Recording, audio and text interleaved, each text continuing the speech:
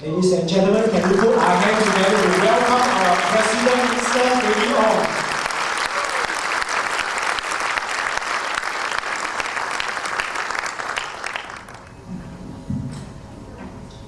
Good morning, everybody.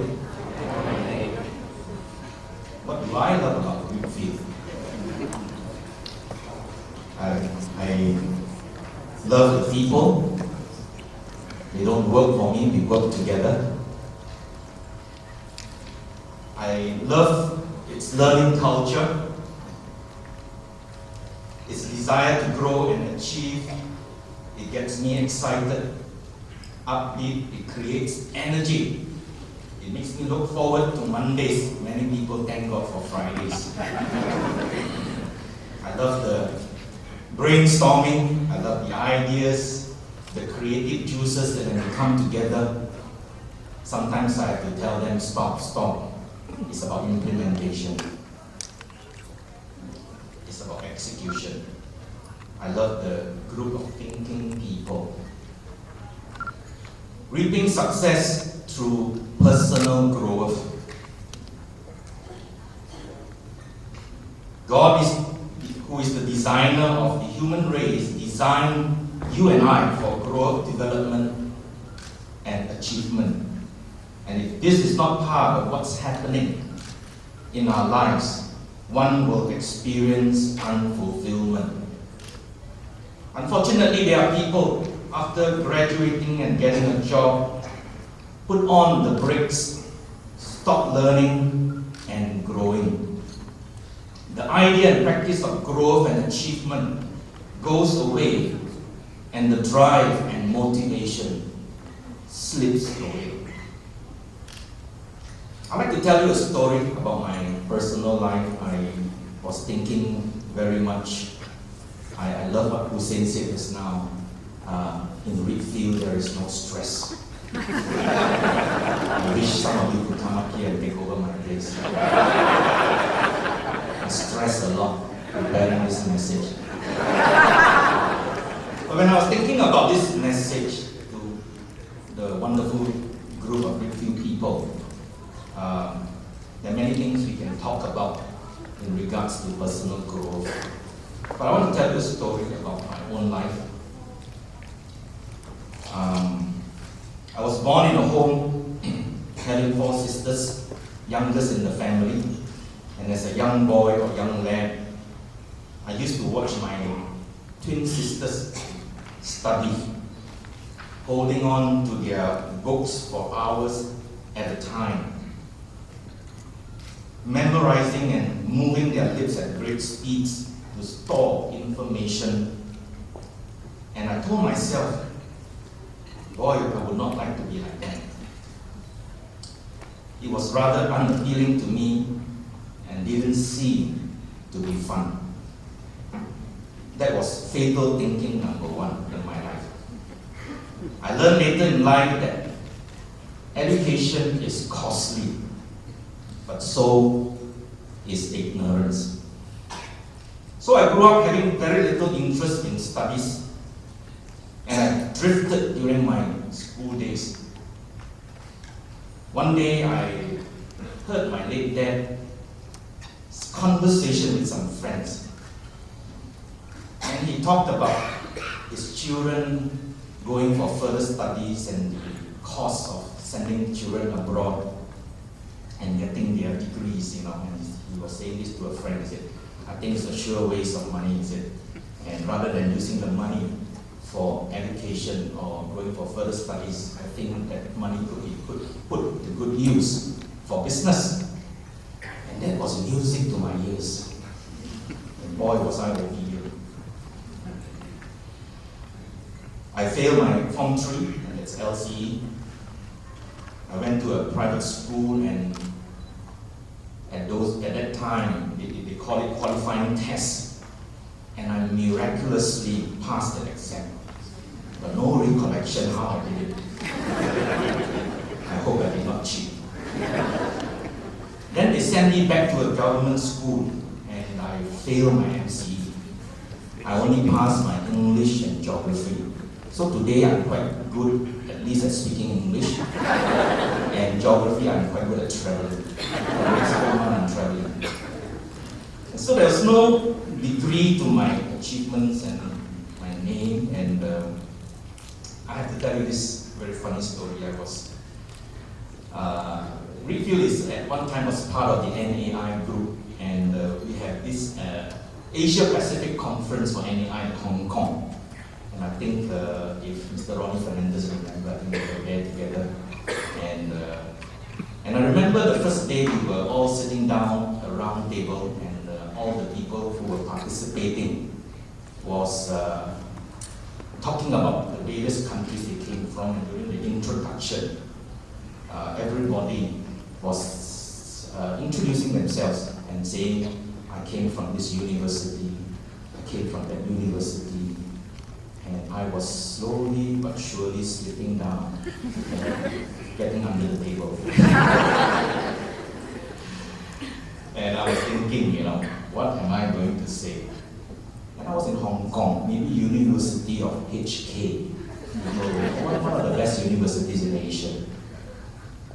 Then I thought to myself, that's University of Hard Knocks. And Steve Atherton, who was the MBK, not there, he did not come to my rescue, but I just told them about REAPfield, and Steve said, they have 500 agents. A very wise man just told me yesterday, he said this, your past doesn't determine your future. Your past doesn't determine your future. Personal growth comes through learning from our failures. Lord Chesterfield, the English statesman, had this to say: learning is only to be acquired by reading men and studying all the various editions of them. Much can be learned from reading the book of humanity, whether in daily life, history, or biography. In my own journey in real estate, I had the privilege in the early years to have been associated with some of the best. That was my prayer, to meet some of the best in the industry. And one day there was this real estate guru from Singapore who represented one of the bigger franchising companies in the US, and came over and did a presentation, and I got to know him and was singled up among a few to be potential franchisees in Malaysia. And from that experience and journey, I learned a lot about the importance of the power of association. I think we should really think about that very hard. In getting to know him and being associated with him, I had this privilege of having sometimes hours of conversation and learning, reading the man, sometimes going around his team members and asking what is the success story behind this organization, and seeing it grow over the years. I also had another great experience in my personal growth through identifying or being introduced to an American person by the name of Dwight Hill, and through this association and friendship, he began to mentor me in the 1990s, and my life was never the same again. Just by watching him as a role model, sharing, spending hours together, speaking into my life and making me think, challenging me, inspiring me, motivating me, caused my life to change in many areas and brought success and blessings to my family, at the same time also to my business. I remember the change was so obvious that whenever Dwight would come, Celine, my wife, would tell me, hurry up and go and see him. Successful role models and people who who did well taught me a lot. And I believe it needs keen observation and a constant learning posture and a heart of humility, meaning don't be a Mr. Know-all. Ask lots of questions, pay attention to what people say, have an attitude of being hungry to know and learn more, and successful people will tend to respond well. I am a constant seeker of truth, wisdom, and knowledge. And the more I know, the more I realize I don't know. And it makes me all the more a hungry learner. Who we become in 5 years' time will be determined by the books we read and the people we associate with. But I think more correctly is who we become in 5 years' time will be determined by the right books we read and how we read it, and the right people we associate with, not any kind of people. Not only the right books to read, but how we read makes the difference. In learning, the experts or educationists tells us that we retain only 6 to 10% of what we hear. Educationists further tells us that we retain 20 to 25% of what we read. We retain about 50% of what we study.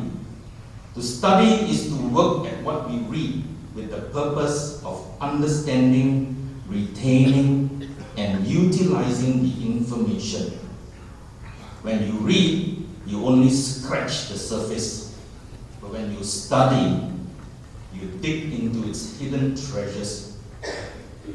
To memorize is to store whatever into your mind for future use. To meditate is about digesting what we learn. It is to move from the head to the heart, making it a permanent part of your life. It is about putting it into practice. That's personal growth to success. My time is up. I'm given about 15 minutes or so. And oftentimes it's been said, we need the courage to think big. We need to have the security to start small. And we need the wisdom to build deep.